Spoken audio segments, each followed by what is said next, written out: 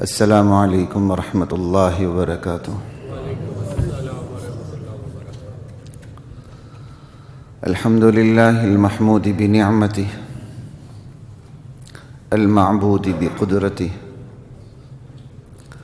المطاع بسلطانہ المرہوب من عذابہ وسطوتہ النافذ امرہ فی سمائہ وارضہ الذي خلق الخلق بقدرته وميزهم بأحكامه فأعزهم بدينه وأكرمهم بنبيه محمد صلى الله تعالى عليه وآله وسلم.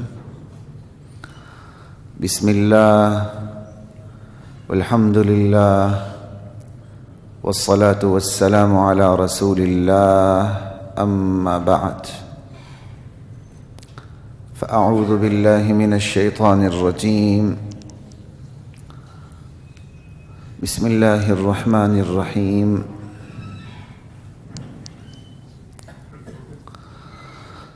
إذا السماء انشقت وأذنت لربها وحقت وإذا الأرض مدت وألقت ما فيها وتخلت وأذنت لربها وحقت. سورہ انشقاق ہے. جن 3 صورتوں کے بارے میں نبی کریم صلی اللہ علیہ وسلم کا مبارک ارشاد ہے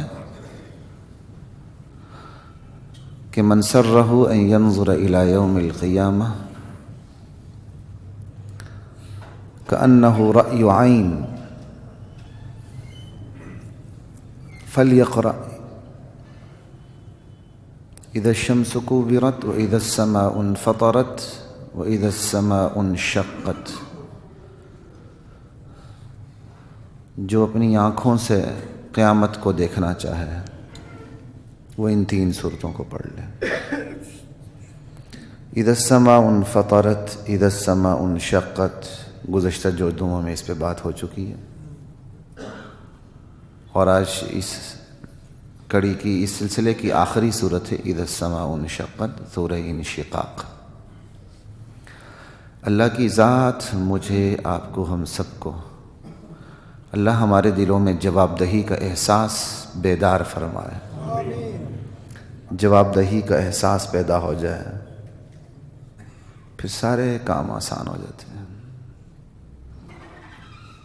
تو سنتے جائیے. اللہ کی ذات مجھے، آپ کو، ہم سب کو قرآن کریم سے وابستہ ہونے کی توفیق عطا فرمائے. اذا السماء انشقت، جب آسمان پھٹ پڑے گا. وَأَذِنَتْ لِرَبِّهَا، یوں اپنے پروردگار کے حکم کی تعمیل کرے گا. وَحُقَّتْ، آسمان کے لیے زیبا یہی ہے، حق یہی ہے کہ وہ رب کی بات کان لگا کے سنے اور پھر فوراً تعمیل کر لے.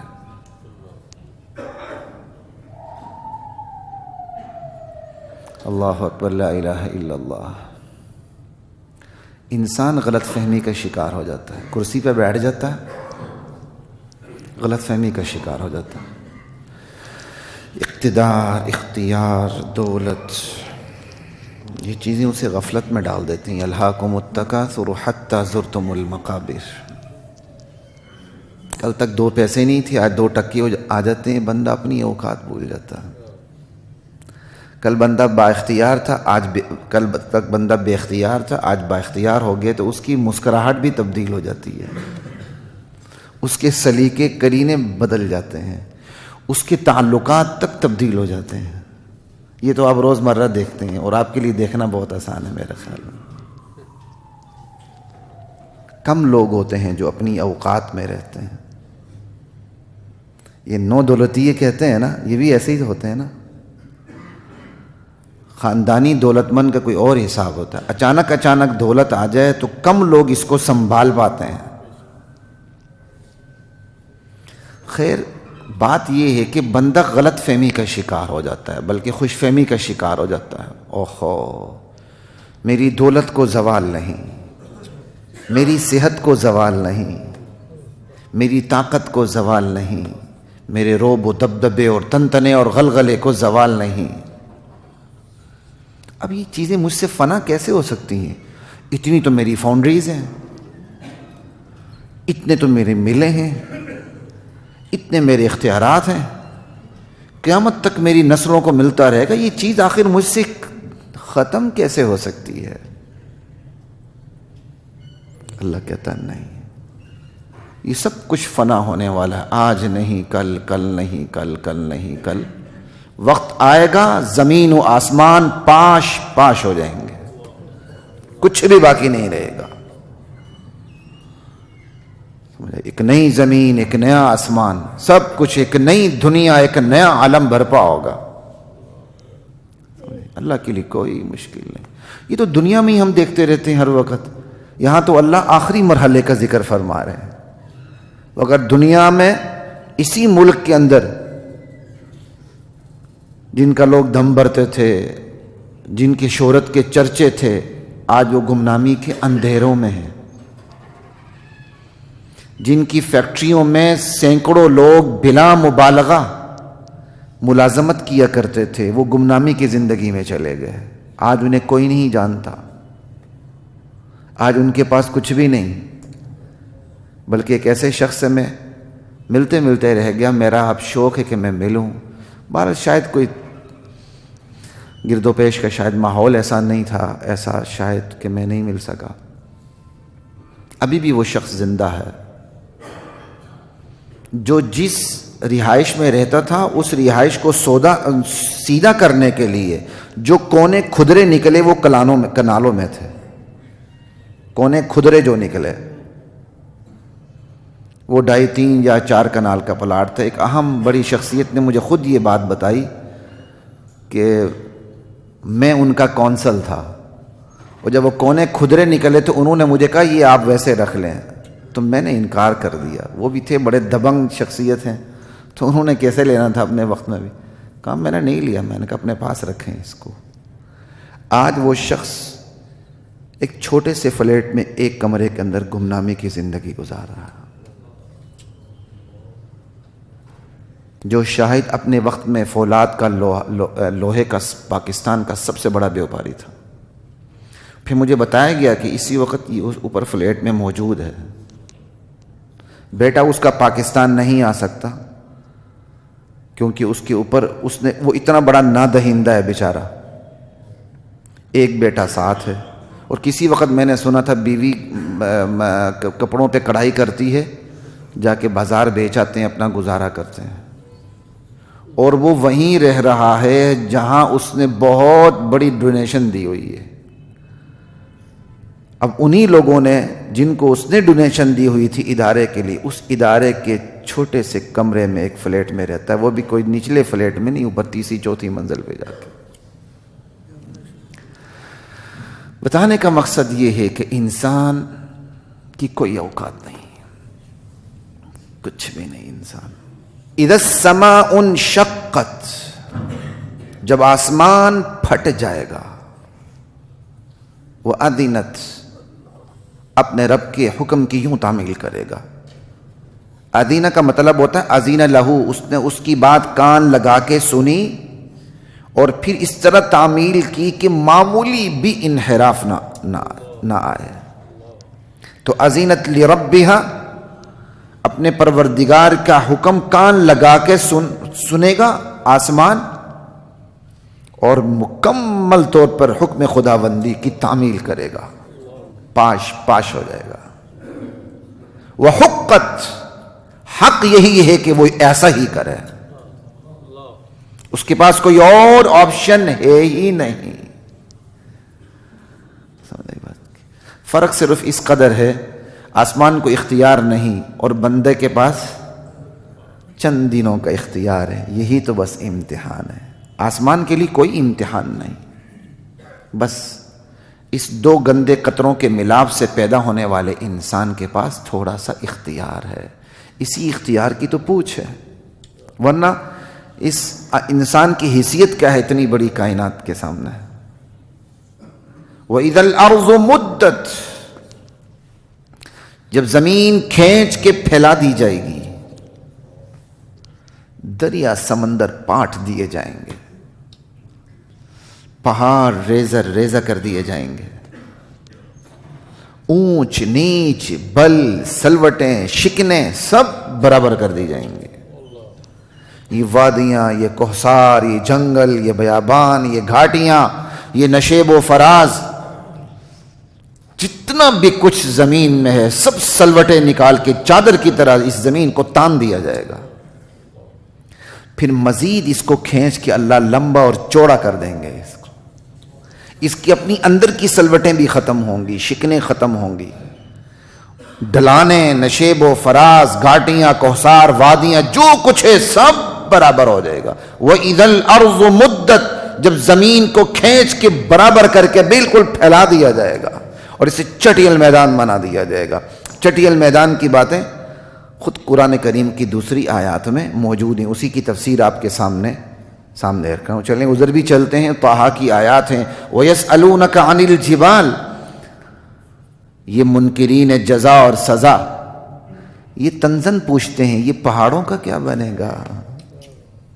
میرے نبی کہہ دیں فَقُلْ يَنْسِفُهَا رَبِّي نَسْفًا، میرے پروردگار ان پہاڑوں کو فضا میں اڑا کے پاش پاش کر دے گا۔ سورہ طٰہٰ ہے، کتنا حاکمانہ انداز ہے۔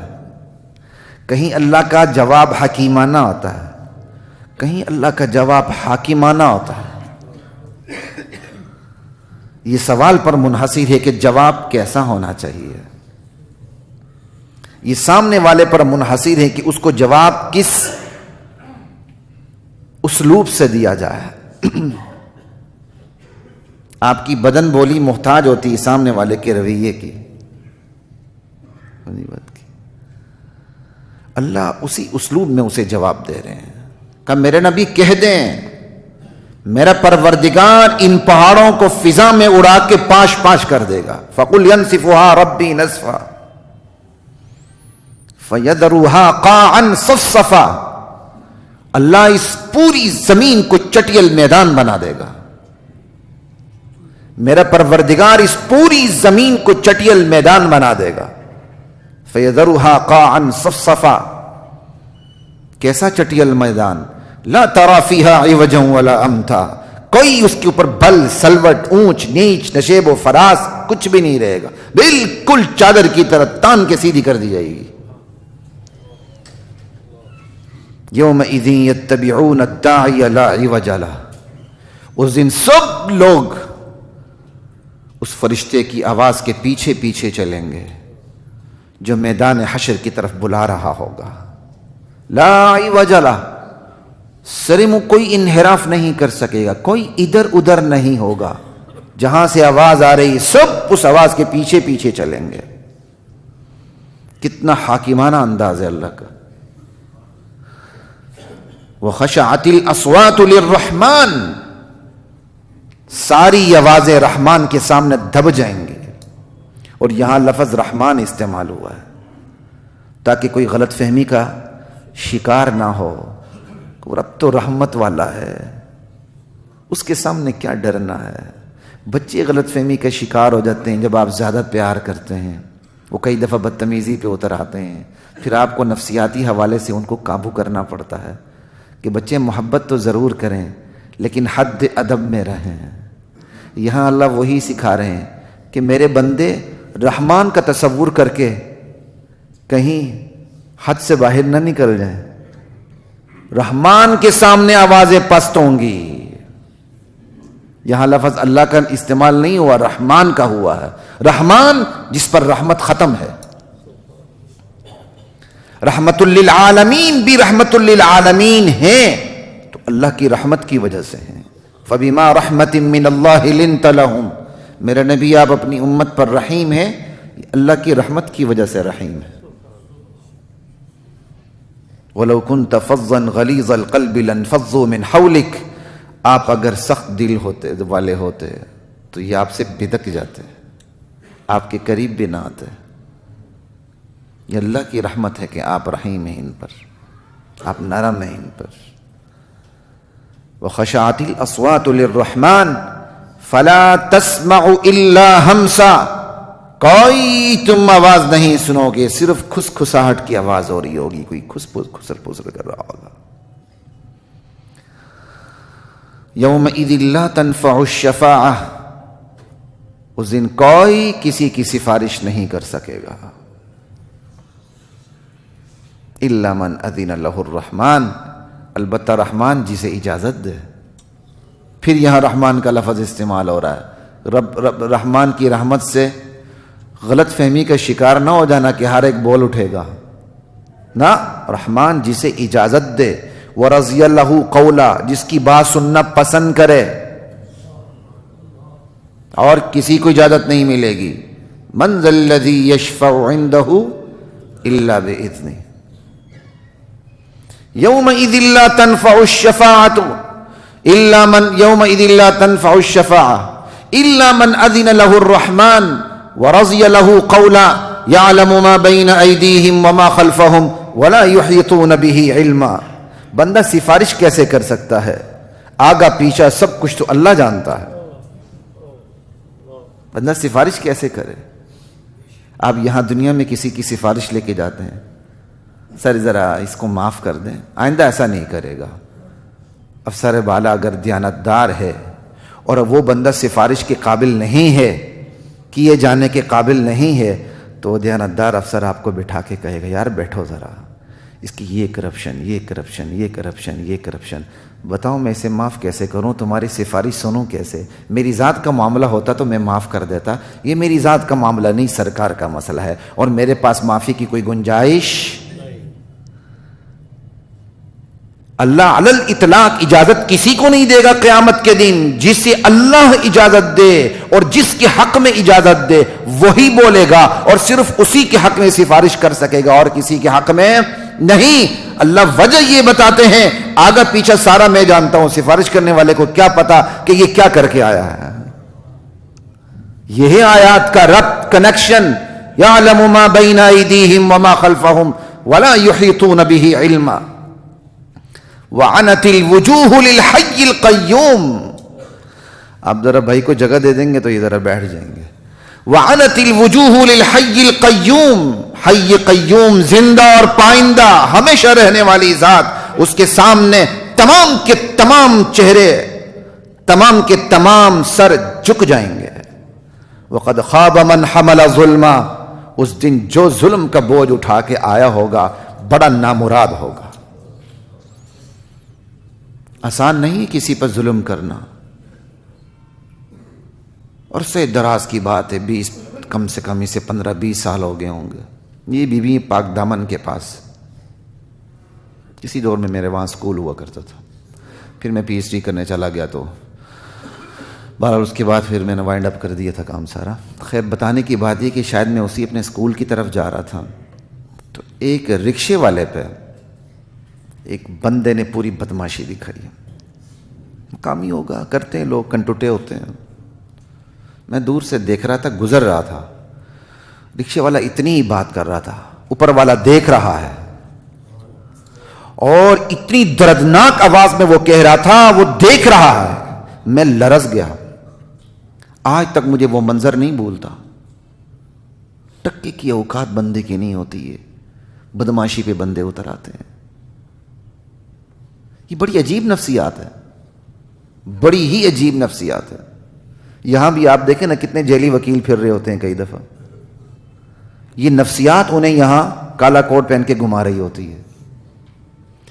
اسی طرح میں نے اپنے کئی اسٹوڈنٹس کو دیکھا، ابھی مطلب لا کر رہے ہیں نہ، بلی پورے وکیل بن کے گھوم رہے ہوتے ہیں. یہ کیا چیز ہے؟ ایک شوقیہ آنا ایک الگ بات ہے، لیکن ہماری ایک نفسیات بھی ہے، وہ ہماری نفسیات بھی کام کر رہی ہوتی ہے. موٹر سائیکل ہوتی ہے، پیچھے لاہور ہائی کورٹ لکھا ہوتا ہے. معذرت، ناراض نہ ہو جانا، ہو جائیں تو میری صحت پہ کوئی فرق نہیں پڑتا. لاہور ہائی کورٹ کیا مطلب ہے؟ کیا آپ کو سرکار نے اجازت دی ہے لکھنے کی؟ دی ہے تو ضرور لکھی ہے، اور میرے خیال میں میرے علم کے مطابق نہیں دی. کیا مطلب ہے لکھنے کا؟ بس یہ بتا دیں. یہ نفسیات ہے.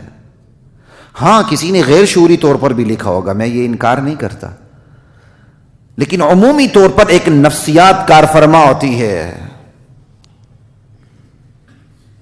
ان چیزوں سے ہٹیں، کچھ بھی نہیں ہے. اللہ کے سامنے کھڑے ہونے کی عادت ڈالیں، عاجزی خود ہی پیدا ہو جائے گی. جو 5 وقت وضو کر کے طہارت کا خیال کر کے اللہ کی بارگاہ میں باجماعت کھڑا ہوتا ہے، اس کے اندر تکبر آ ہی نہیں سکتا. جو زکوٰۃ اپنے وقت پر دیتا ہے، اس کے اندر بخل پیدا ہو ہی نہیں سکتا. سمجھ آئی بات کی؟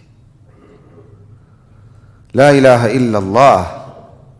وَإِذَا کہاں پہنچے تھی بات؟ الا من اذن له الرحمن ورضی له قولا يعلم ما بين ايديهم وما خلفهم ولا يحيطون به علما وعنت الوجوه للحي القيوم وقد خاب من حمل ظلما ومن يعمل من الصالحات وهو مؤمن فلا يخاف ظلما ولا هضما. جو نیک اعمال لے کے آیا ہوگا، بشرطے کہ ان نیک اعمال کے ساتھ اس کے پاس ایمان کی دولت بھی ہو.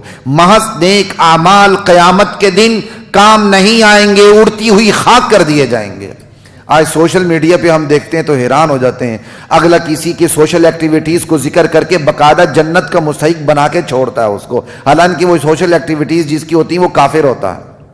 ارے بھائی، اسے دنیا میں اللہ سب کچھ دے دیتے ہیں. یہ جنت اللہ نے صرف اپنے پیروکاروں کے لیے رکھی ہے، جو اللہ پہ ایمان لائے گا، اللہ کے نبیوں پر ایمان لائے گا، محمد الرسول اللہ صلی اللہ علیہ وسلم کی ختم نبوت پہ ایمان لائے گا، اس پہ ڈاکہ نہیں ڈالے گا اور ڈاکہ والوں کے ساتھ تعاون نہیں کرے گا. یہ ساری چیزیں اس کے اندر داخل ہیں. لا الہ الا اللہ. کہا جو نیک اعمال کر کے آئے، شرط یہ ہے اس کے ساتھ ایمان کی دولت بھی ہو. فلا یخاف ظلما ولا ہضما. اسے ظلم کا کوئی خوف نہیں ہوگا اللہ کی عدالت سے. ولا ہضما، اللہ کی عدالت سے اسے حق تلفی کا کوئی خوف. دنیا جتنی مرضی انصاف کے پیمانے پر اتر آئے، پھر بھی ظلم اور حق تلفی کا خوف رہتا ہے. انصاف میں تاخیر کم ہی حق تلفی ہے. سب سے بڑی حق تلفی تو اس وقت یہ ہے، آپ کا نظام ہی فرنگی ایسا دے گیا ہے کہ آپ جتنے مرضی اس کے اندر گھومتے رہیں، جتنے مرضی اختیارات کے اندر آپ اس کے اندر تبدیلیاں کرتے رہیں، پتھر پہ لکیر ہے. یہ نظام آپ کو کبھی امن نہیں دے سکتا. اس نظام کو سرے سے تبدیل کرنا ہوگا. آج نہیں تو کل، کل نہیں تو کل، کل نہیں تو کل. آپ کو مجبوراً اس سمت کو چھوڑنا ہوگا. وہی ابدی سمت جو محمد الرسول اللہ کی ہے، اسے اپنانا ہوگا. اس نظام کے اندر آپ جو مرضی تبدیلیاں کر دیں، جو مرضی کر لیں، نہیں آپ کو نتائج نہیں مل سکتے. اپ ڈاؤن ہو سکتا ہے بس. خوش قسمتی ملک مل گیا، بدقسمتی یہ ہے کہ ملک کے ساتھ ملک کو چلانے کے لیے نظام بھی دے دیا گیا، وہ نظام جو غلامانہ نظام تھا. کیسے نکلیں گے آپ کے جتنے بھی اس کے اندر چکر پڑے ہوئے ہیں؟ یہ تو پورا چکری ہے. لا الہ الا اللہ. اللہ کی عدالت سے کسی کو ظلم اور حق تلفی کا خوف نہیں ہوگا. لا یخاف ظلما ولا ہضما ومن يعمل من الصالحات وهو مؤمن فلا يخاف ظلما ولا ہضما وكذلك انزلناه قرانا عربيا. ارے ہم نے تو قرآن عربی میں نازل کیا ہے. اللہ کہتا ہے یہ ہمارا کمال ہے. وصرفنا فيه من الوعید، ہم نے بار بار اس میں وعیدوں کا، دھمکیوں کا، تنبیہات کا ذکر کیا ہے. لعلهم يتقون او يحدث لهم ذکرا، تاکہ لوگ تقوی پہ آ جائیں، ان کے اندر غور و فکر کا مادہ بیدار ہو جائے. فتعال اللہ الملک الحق، حقیقی بادشاہ اللہ بہت بلند ہے. ولا تعجل بالقرآن من قبل ان يقضى الیک وحیہ، جب تک میرے نبی وحی مکمل نہیں ہوتی آپ جلدی نہ کیجیے گا. کئی دفعہ نبی علیہ السلام وحی اتر رہی ہوتی تھی، اس خوف سے کہ جبریل چلا جائے گا مجھے وحی بھول نہ جائے، آپ جلدی جلدی پڑھنے لگتے تھے. کہا اطمینان سے سنیں، دوران وحی اس کو ریپیٹ کرنے کی کوشش نہ کریں. وقل ربی زدنی علما، البتہ اللہ سے دعا کر دیں یا اللہ مجھے علم میں بڑھا دے.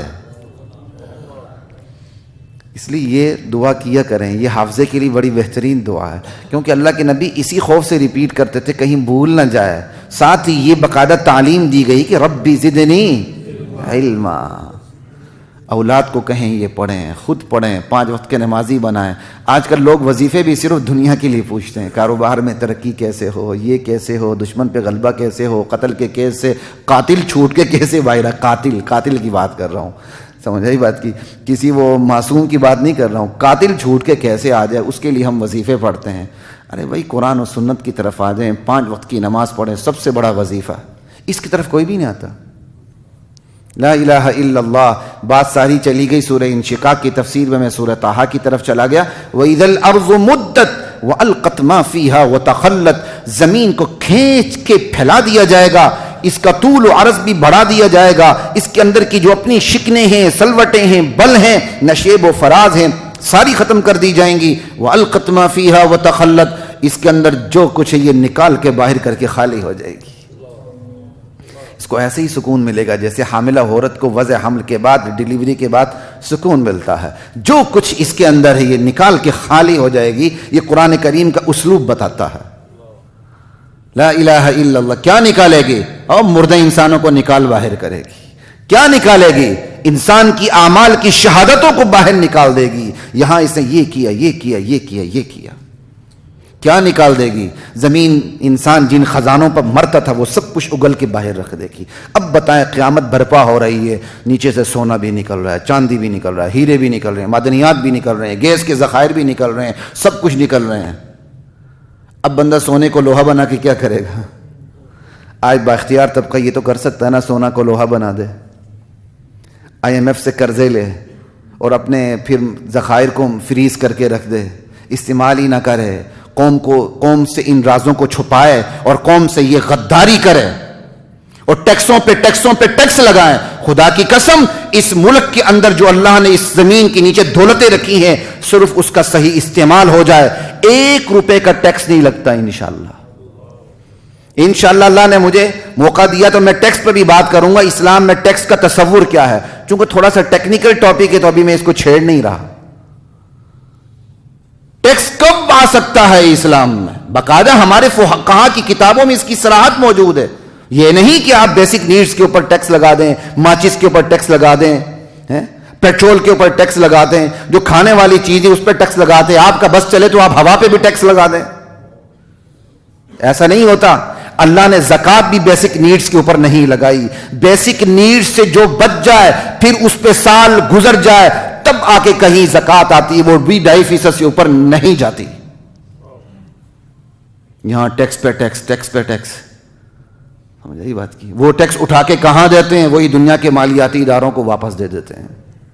یہ ایک عجیب، یہ خدا کا عذاب ہے. کیوں اس ملک کو لیا گیا تھا؟ پاکستان کا مطلب کیا؟ لا الہ الا اللہ. اس کے ساتھ غداری ہو رہی ہے. آج نتیجہ یہی ہے. ہمارے پاس جو کچھ ہے ہمارا دشمن ہم سے سب چھین کے لے جاتا ہے. وہ جو قرضہ دیتا ہے سود در سود در سود در سود، وہ اس کو امداد کا نام دیتا ہے، اس پہ وہ تانے بھی دیتا ہے. وہ تو کہتا ہے یہ اپنی ماں بھی بیچ دیں گے. اس سے بڑی ہماری بتائیں ذلت کیا ہو سکتی ہے؟ ارے قیامت کا دن ہوگا جس کے لیے ہم مر رہے ہیں، جس کے لیے ہم اپنی رعایا کو مار رہے ہیں، وہ سونا چاندی اگل کے پھوٹ کے باہر آ رہا ہوگا، لیکن کسی کام کا اس میں اور انگریزے میں کوئی فرق نہیں ہوگا. ریت کے ذروں اور اس میں کوئی فرق نہیں ہوگا. وَأَلْقَتْ مَا فِيهَا وَتَخَلَّتْ وَأَذِنَتْ لِرَبِّهَا وَحُقَّتْ. زمین یوں اپنے پروردگار کے حکم کی تعمیل کرے گی، اور حق یہی ہے کہ زمین اپنے پروردگار کے حکم کی تعمیل کرے. اب اس پہ قسم کس بات پہ کھائی گئی اس کا ذکر ہی نہیں ہے. آگے انسان کو مخاطب کیا جا رہا ہے، انسان تو جو مرضی کر، تو دھیرے دھیرے جا اپنے پروردگار ہی کی طرف رہا ہے.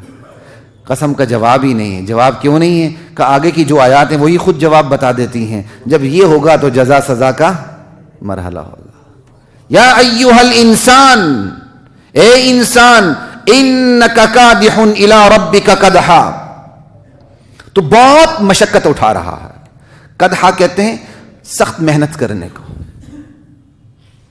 تو بہت مشقت اٹھا رہا ہے, چاہے وہ اچھی مشقت ہو چاہے بری مشقت ہو, خیر کے لیے ہو چاہے شر کے لیے ہو, تو بہت مشقت اٹھا رہا ہے. لیکن تو جتنی مرضی مشقت اٹھا لے, انجام تیرا پروردگار کی عدالت میں پیشی ہے. فملاقی, تو جتنی مرضی مشقت اٹھا, دھیرے دھیرے تو جا پروردگار کی عدالت ہی کی طرف جا رہا ہے. لا الہ الا اللہ. یہاں حقیقت بتائی گئی ہے کہ انسان نے مشقت اٹھانی ہے. اب وہ فیصلہ کر لے کہ مشقت اس نے خیر کے لیے اٹھانی یا شر کے لیے اٹھانی ہے. ایک بات. دوسری بات, بندے نے مشقت اٹھانی ہے. جتنی مرضی مشقت اٹھا لے, جتنی مرضی کامیابیوں کی منزلیں طے کر لے, ایک کامیابی, دوسری, تیسری, چوتھی, پانچویں, بندہ کامیابیوں کی منزلیں طے کرتا چلا جاتا ہے. وہ سمجھتا ہے بس آگے کامیابی کی منزل آ رہے ہیں, ابھی میں کلرک بنا, پھر سینئر کلرک بنوں گا, پھر یہ کروں گا, پھر یہ کروں گا, پھر کسی اچھے عہدے پر آ کے سارے کے سارے انتقام لوں گا, جس نے میرے ساتھ برا کیا اس کو میں ادھر سے ادھر بھیج دوں گا, ادھر سے. یہی ہے نا, انا للہ و انا الیہ راجعون. بندہ ایسے ہی کرتا ہے, ابھی یہ کیا, ابھی یہ کیا, اب میں اس پوسٹ پر, اب اس پوسٹ پر. وہ پھر پوری زندگی سمجھوتے کی زندگی گزارتا ہے. کہتے ادھر ادھر ہوا, سرکار مجھے اوپر آنے نہیں دے گی. وہ دم دبا کے ہر بات پہ سرکار کو خدا بنا کے چلتا ہے. اب اس پوسٹ پہ, اب اس پہ, اب اس پہ, اب اس پہ, اب یہ کامیابی کی منظر, اس سے پہلے اس کی موت آئی ہوتی ہے. اللہ کہتے ہیں تو سخت مشقت اٹھائے گا لیکن جا تو ادھر ہی رہا ہے. تیری جتنی بھی دنیا میں کامیابی کی منزلیں ہیں یا ناکامی کی منزلیں ہیں, حقیقت میں وہ کہاں جا رہی ہیں؟ تمام منزلیں پروردگار کی عدالت کی پیشی کی طرف جا رہی ہیں. فملاقی, کتنی بڑی حقیقت بتائی گئی ہے. بندہ پیدا ہوتے ہی پروردگار کی پیشی کی طرف اس کا سفر شروع ہو جاتا ہے. یہ بتایا گیا ہے یہاں. پیدائش, بچپن, لڑکپن, جوانی, بڑھاپا, پھر پیری اور ناتوانی کے مختلف مراحل, پھر موت, پھر قبر اور برزخ کی زندگی, پھر اس کے بعد دوبارہ زندگی, روح کو جوڑ دیا جائے گا, پھر میدان حشر میں, پھر اعمال ناموں کی پیشی, پھر جزا اور سزا. یہ سارے مرحلے جنت جہنم پہ اس کا اختتام ہے. لا الہ الا اللہ. انک کادح الی ربک قدحا فملاقیہ. لا الہ الا اللہ واللہ اکبر.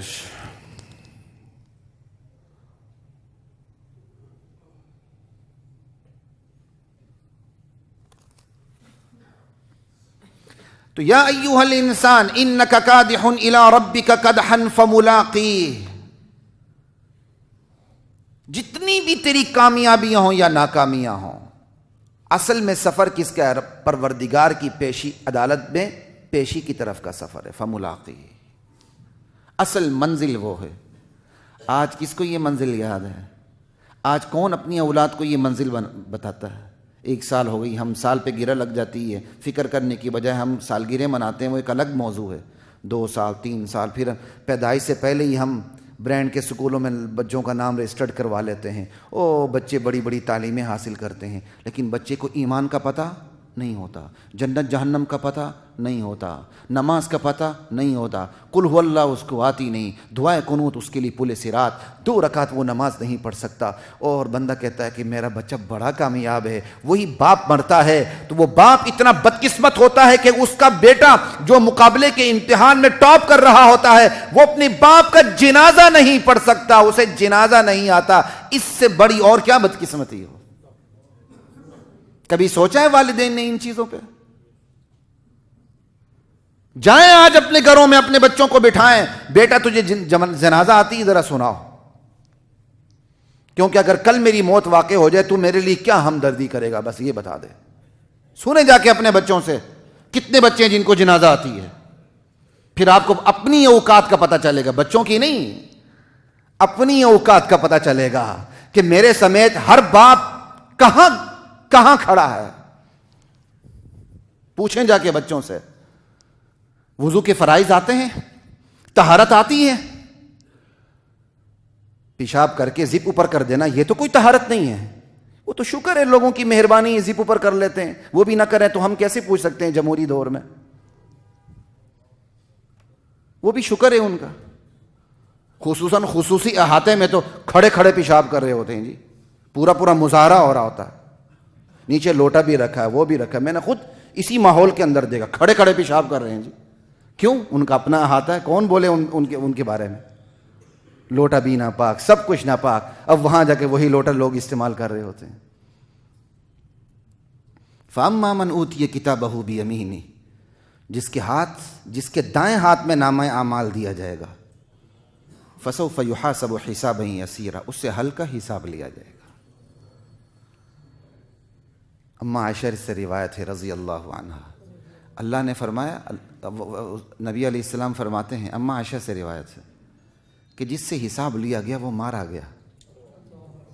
اما عائشہ فرماتی ہیں، یا رسول اللہ قرآن میں یہ ذکر نہیں اللہ ہلکا حساب لیں گے، حساب تو ہوگا۔ سوال کیا آپ سے، اعتراض نہیں، سوال کیا۔ کہا عائشہ اس کا مطلب یہ اللہ تعالیٰ بس اعمال نامہ دکھا دیں گے اس کو،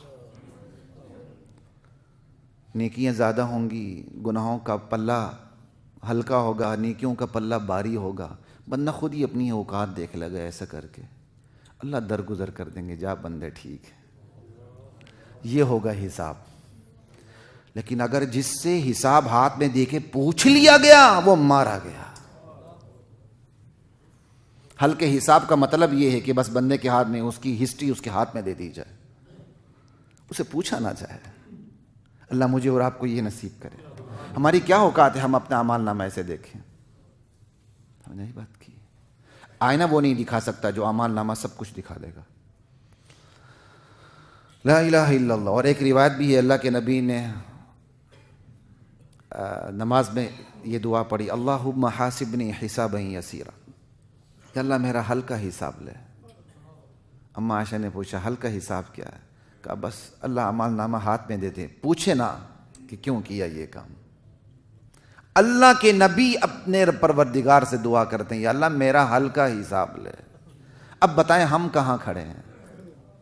اب اسی سے لگا لیں آپ اندازہ کہ اللہ کا جلال، اللہ کی عظمت کتنی ہے اور کتنی ہونی چاہیے ہمارے دلوں میں، کہ امام الانبیاء بعد از خدا بزرگ توئی، قصہ مختصر اللہ کے حضور دعا کر رہے ہیں، یا اللہ میرا ہلکا حساب لے، اللہم حاسبنی حسابا یسیرا، یا اللہ ہمارا بھی ہلکا حساب لے۔ ہم تیرے نبی کے پیچھے یہی دعا کر رہے ہیں، آمین۔ فسوف یحاسب حسابا یسیرا وینقلب الی اہلہ مسرورا۔ دائیں ہاتھ میں اعمال نامہ، یہی تو آغاز ہوگا اس کی خوش قسمتی کا۔ بندہ قبر سے اٹھے گا، اسے پتہ چل جائے گا میں کہاں جا رہا ہوں۔ بندہ کے جب موت آ رہی ہوتی ہے اسے اسی وقت پتہ چل جاتا ہے میری منزل کہاں۔ دائیں ہاتھ میں اس کا اعمال نامہ، پوچھا نہیں جائے گا، اعمال نامہ ہاتھ پہ پکڑے گا، اپنوں کی طرف دوڑ لگا دے گا، خوشی خوشی وینقلب الی اہلہ مسرورا، خوشی خوشی دوڑ لگا دے گا، یہ دیکھو میں کامیاب ہو گیا۔ وَأَمَّا مَنْ أُوتِيَ كِتَابَهُ وَرَاءَ ظَهْرِهِ، اور جس کے ہاتھ میں پیٹھ کے پیچھے سے بائیں ہاتھ میں اس کے دیا جائے گا۔ یہاں بائیں ہاتھ کا ذکر نہیں، پیٹھ کے پیچھے کا ذکر ہے، اور سورہ حاقہ میں بائیں ہاتھ کا ذکر ہے۔ وَأَمَّا مَنْ أُوتِيَ كِتَابَهُ بِشِمَالِهِ فَيَقُولُ يَا لَيْتَنِي لَمْ أُوتَ كِتَابِيَهْ، ہائے کاش یہ میرا اعمال نامہ میرے ہاتھ میں نہ دیا جاتا۔ وَلَمْ أَدْرِ مَا حِسَابِيَهْ، ہائے کاش میں جانتا ہی نہ کہ حساب کتاب کیا ہے۔ یا لیتہا کانت القاضیہ، ہائے کاش جو میری پہلی موت آئی وہ فیصلہ کن ہوتی، ابھی میں اٹھایا ہی نہیں جاتا۔ ما اغنا عنی مالیہ، آج میری دولت میرے کام نہیں آ رہی۔ ولم ادنی ما اغنا عنی مالیہ ہلک عنی سلطانیہ، میری ساری سلطنت، حکومت، اقتدار، دبدبہ چلا گیا، وہ آج میرے کام ہی نہیں آ رہا۔ خذوہ، اللہ کہیں گے پکڑو اس مجرم کو، فغلوہ، اس کے گردن میں ٹوک ڈال دو، ثم الجحیم صلوہ، اور پھر اسے جہنم میں پھینک دو، ثم فی سلسلۃ ذرعها 70 ذراعا فاسلکوہ، پھر اس کو 70 گز لمبی زنجیر میں جکڑ کے رکھ دو۔ انہ کان لا یؤمن باللہ العظیم، یہ اللہ پر اس کا ایمان نہیں تھا۔ ولا یحض علی طعام المسکین، اور یہ اپنے گھر والوں کو بھی مسکین کو کھانا کھلانے کی ترغیب نہیں دیا کرتا تھا۔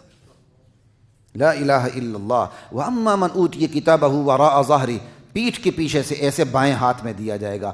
بائیں ہاتھ میں دیا جانا خود ذلت، پیٹھ کے پیچھے سے دیا جانا خود ذلت۔ فسوف يدعو سبورا، ایسے میں وہ موت کو پکارے گا، ہائے موت آ جائے اور میرا کام تمام ہو جائے۔ ویصلی سعیرا، لیکن کام تمام نہیں ہوگا، جہنم میں پہنچے گا۔ انہ کان فی اہلہ مسرورا، آج یہ بدقسمت جہنم میں جانے والا دنیا میں اپنے گھر میں بڑا خوش و خرم زندگی گزارتا تھا۔ اس کے مقابلے میں اہل ایمان کے بارے میں کہا جاتا ہے، سورہ طور میں ہے، جا کے دیکھ لیں، انا کنا قبل فی اہلنا مشفقین، ہم دنیا میں اپنے گھر والوں میں ڈر ڈر کے زندگی گزارتے تھے، کہیں اللہ اور اس کے رسول کے احکامات کی نافرمانی نہ ہو جائے۔ آج مسرور ہوں گے، اور جو وہاں کیا کہتے ہیں جہنم میں جائے گا، اس کے بارے میں اللہ کہتے ہیں وہ دنیا میں بہت بے فکری کی زندگی گزار رہا تھا، اپنے بچوں میں بڑا خوش و خرم تھا، بڑے بڑے اسکولوں میں اس کی، بڑے بڑے یونیورسٹیوں میں، اداروں میں اس کے بچے پڑھتے تھے، بڑی بڑی کرسیوں پر اس کے بچے آ گئے تھے۔ انہ کان فی اہلہ مسرورا انہ ظن ان لن یحور، وہ سمجھتا تھا، اس کی حالت بھی بتاتی تھی اور اس کا عقیدہ بھی بتاتا تھا، وہ سمجھتا تھا میں پلٹ کے کبھی واپس نہیں جاؤں گا۔ بلا، کیوں نہیں جائے گا؟ کیسے تو پلٹ کے نہیں آ سکتا تھا میرے پاس؟ انہ کان بہ بصیرا، پروردگار تیرے تمام اعمال کو دیکھ رہا تھا۔ پروردگار تیرے جرموں کو دیکھے تو پھر اس کی رحمت قدرت عدل کا تقاضا یہ ہے کہ مجرم اور بالکل معصوم کو ایک صف میں کھڑا نہ کرے۔ انہ کا بلا ان ربہ کان بہ بصیرا فلا اقسم بالشفق، غروب آفتاب کے بعد آنے والی شفق کی قسم۔ شفق اس سرخی کو کہتے ہیں جو غروب آفتاب کے فوراً بعد ظاہر ہوتی ہے اور عشاء کے وقت سے پہلے ختم ہو جاتی ہے، یہ رات کی تمہید ہوتی ہے۔ یہ 4 قسمیں کھائی گئی ہیں، یہاں 4 قسمیں کھائی گئی ہیں۔ فلا اقسم بالشفق، غروب آفتاب کے بعد نمودار ہونے والی شفق کی قسم، واللیل وما وسق، اور دنیا پہ قبضہ جمانے والی رات کی قسم، وما وسق، اور رات جن چیزوں کو گھیر لیتی ہے، چاہے وہ حیوانات ہوں، رات پوری دنیا پہ اپنا قبضہ جما لیتی ہے نا، ساری دنیا آ گئی۔ پھر رات ہوتی تو اس کی خصوصیات میں یہ ستارے، سیارے، کواکب، یہ نجوم سب کچھ ہیں، یہ بھی اس کا خاصہ ہیں، ان کو بھی وہ سمیٹ کے سامنے لاتی ہے اور یہ آراستہ ہو جاتا ہے پورا آسمان۔ واللیل وما وسق والقمر اذا اتسق، چاند کی قسم، جب ہلال سے بڑھتے وہ بدر کامل ہو جاتا ہے۔ اب کس پہ قسم کھائی گئی؟ 4 قسمیں کھائی گئی ہیں۔ لترکبن طبقا عن طبق، تم ایک مرحلے سے دوسرے مرحلے کی طرف گزرتے چلے جاؤ گے، تمہاری زندگی میں تغیر ہے، کہیں رکنا نہیں ہے۔ تم یہ نہ سمجھو آج میں اس منزل پہ کھڑا ہوں اگلی منزل پہ نہیں جاؤں گا، نہیں، یہ رواں دواں ہے سفر، موت کے بعد بھی رواں دواں ہے سفر، جنت جہنم تک یہ سفر جاری رہے گا۔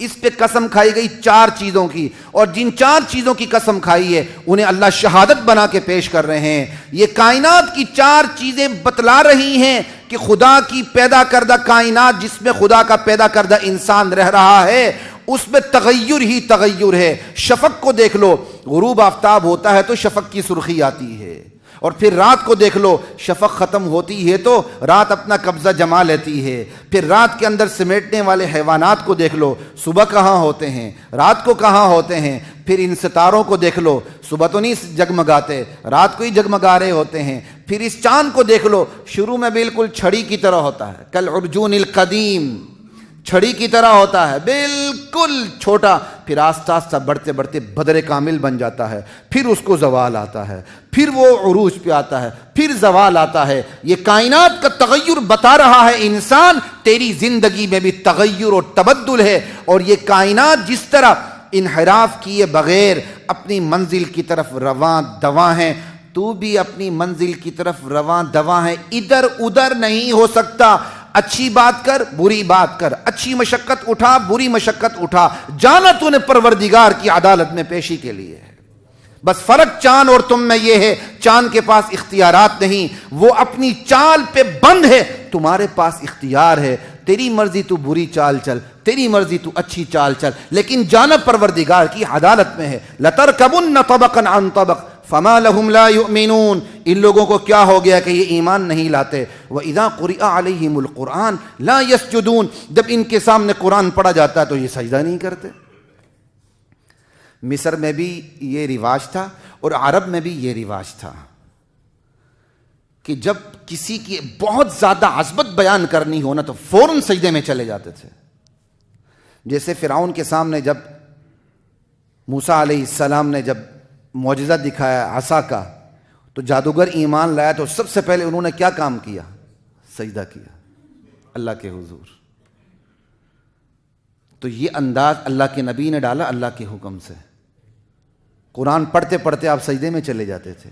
جہاں جہاں آپ سجدے میں گئے وہاں وہاں امت پر سجدہ کرنا واجب ہے. اب میں نے سجدے کی آیت پڑھ لی ہے, چاہے میں 100 دفعہ اس کو ریپیٹ کروں, آپ پر ایک ہی سجدہ ہے. جیسی تقریر ختم ہوگی نماز پڑھنے سے پہلے وہ سجدہ کر لیجیے گا. وَإِذَا قُرِئَ عَلَيْهِمُ الْقُرْآنُ لَا يَسْجُدُونَ. ان پر جب قرآن پڑھا جاتا ہے تو سجدہ کیوں نہیں کرتے؟ آپ کو ایک چھوٹا سا مسئلہ بھی بتاتا ہوں تاکہ آپ اپنی اپنی مسجدوں کے ائمہ کو بھی یہ بتا دیں. ہمارے مسجد کے ائمہ نے پڑھتے ہی نہیں ہے سجدے والی آیت عام نمازوں میں, انہوں نے صرف رمضان کی تراویح کے لیے سجدے کی آیات رکھ دی ہیں. یہ بہت بڑی زیادتی ہے. حضرت ابو ہریرہ کہتے ہیں یہ آیت پڑھنے کے بعد میں نے اللہ کے نبی کے پیچھے نماز پڑھی, آپ نے یہاں سجدہ کیا, ہم نے بھی کیا, اب میں یہاں سجدہ کروں گا ہی کروں گا. باقاعدہ پھر سورہ اقرا کا بھی نام لیا, سورہ علق کا. ہمارا امامی انتظامی سے ڈر رہا ہوتا ہے کہ عام نمازوں کے اندر میں سجدہ کروں گا تو مسجد کی انتظامیہ میرے پیچھے پڑ جائے گی. آپ ان کو ترغیب دیا کریں, کبھی کبھی وہ جہری نمازوں کے اندر سجدوں والی آیات بھی پڑھ لیا کریں. آپ کے ایک سجدے میں اضافہ ہو جائے گا اور آپ کو آرام بھی مل جائے گا. اور کیا چاہیے؟ خصوصاً صبح کی نماز میں لمبی آیتیں ہوتی ہیں تو امام صاحب کو کہیں ذرا سجدے والی آیت پڑھ لے, آپ سجدے میں جا کے آپ کو سرور بھی ملے گا تو آپ کو بریک بھی مل جائے گی. یہ بتایا کریں, سمجھ آئی بات کی. وَإِذَا قُرِئَ عَلَيْهِمُ الْقُرْآنُ لَا يَسْجُدُونَ بَلِ الَّذِينَ كَفَرُوا يُكَذِّبُونَ. بلکہ یہ لوگ سجدہ کیا کرتے ہیں؟ قرآن کو جھٹلا رہے ہیں, قرآن کو تو پھینک رہے ہیں. واللہ اعلم بما یعون. قرآن کو چھوڑ کے یہ جو کچھ جمع کر رہے ہیں اللہ بہت اچھی طرح جانتا ہے. قرآن کیسی قیمتی کتاب, اس کو چھوڑ کے اپنے سینے میں کیا کچھ جمع کر رہے ہیں. لینن کی باتیں, کارل مارکس کی باتیں, پتہ نہیں کس کس دانشور کی باتیں, کون کون سا گن, کون کون سے عقیدے اور کون کون سے خزانے, کون کون سے اعمال, سب بما یعون کے اندر ہیں. واللہ اعلم بما یعون فذکرہم بعذاب فبشرہم بعذاب علیم. میرے نبی اب چونکہ یہ سمجھتے نہیں ہیں, جنت کی خوشخبری تو ان کو چاہیے نہیں ہے, ان کو جہنم کی خوشخبری دے دیں, ان کو عذاب علیم کی خوشخبری دے دیں. الا الذین آمنوا وعملوا الصالحات لہم اجر غیر ممنون. اللہ کی عادت ہے جہاں اللہ جلال میں آتے ہیں, جہنم کی سزا بیان کرتے ہیں, وہاں معن بعد جنت کا نظارہ بھی پیش کر دیتے ہیں کہ میرے ماننے والے تسلی رکھیں. البتہ وہ لوگ جو ایمان لے آئے, ایمان لانے کے بعد ہاتھ پہ ہاتھ دھر کے نہیں بیٹھے, ہاتھ پہ ہاتھ رکھ کے نہیں بیٹھے, میدان عمل میں اتر آئے, نیک اعمال پہ, جہاں جس کا جو دائرہ ہے اس دائرے میں وہ نیک اعمال پہ اترے. لہم اجر غیر ممنون. پھر اس کے لیے نہ ختم ہونے والا اجر ہے. سورہ انشقاق جو 3 صورتیں, قیامت, اللہ کے نبی فرماتے ہیں جس نے قیامت کو گویا اپنی آنکھوں سے دیکھنا ہو وہ ان 3 صورتوں کا مطالعہ کرے. تو یہ 3 صورتیں میں نے پہلے 2 بیان کر دی تھیں, آج کی اس نشست میں میں نے تیسری بیان کر دی. اللہ کی ذات میرے اندر بھی ذمہ داری کا احساس بیدار فرمائے, اللہ آپ کے اندر بھی ذمہ داری کا احساس پیدا فرمائے, اللہ پوری امت کے لوگوں کے اندر ذمہ داری کا احساس پیدا فرمائے. اللہ ہمیں اس دین پر چلنے والا بنا دے, چلانے والا بنا دے. اللہ مجھے اور آپ کو متقین کا امام بنا دے. اللہ مجھے اور آپ کو اپنے گھروں کی اصلاح کی توفیق عطا فرمائے. اللہ تعالیٰ مجھے اور آپ کو اپنے ماتحتوں کی اصلاح کی توفیق عطا فرمائے. اللہ مجھے اور آپ کو اپنے بڑوں کی بھی اصلاح کی توفیق عطا فرمائے. اصلاح کا تعلق ایسا عظیم کام ہے, ماتحتوں کی بھی اصلاح ہوتی ہے اور بڑوں کی بھی اصلاح ہوتی ہے. وآخر دعوانا الحمد للہ رب العالمین.